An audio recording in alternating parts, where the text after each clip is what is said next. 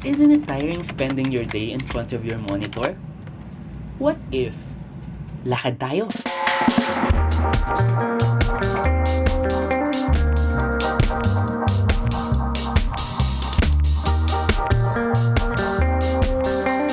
Favorite ko maglakad sa UP. Pedestrian-friendly streets, mapuno, at presko ang hangin. Pabili nga to. 40 pesos.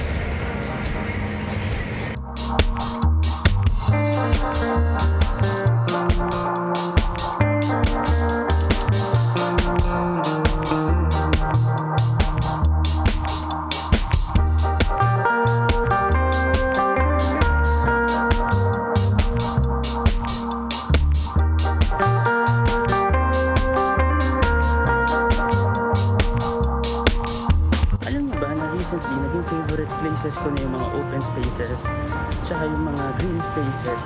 Isn't it premium kapag yung bahay mo or work, your school mo malapit sa mga open spaces? Pwede ka mapag-jog after work, pwede ka maglakad-lakad ng lunch.